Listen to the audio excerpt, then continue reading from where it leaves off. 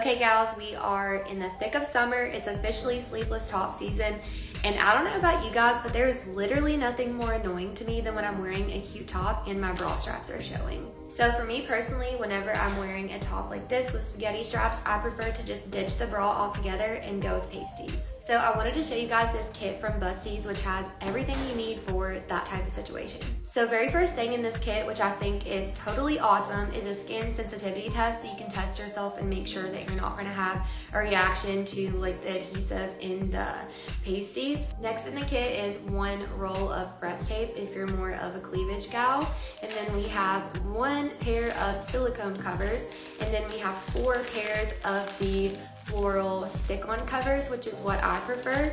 So I'm going to put one pair of these on and then show you guys what it looks like with my top on. I forgot to mention this, but it also comes with this little silk drawstring bag, so you can throw what you need in here and then toss this in your purse or your suitcase and take them on the go.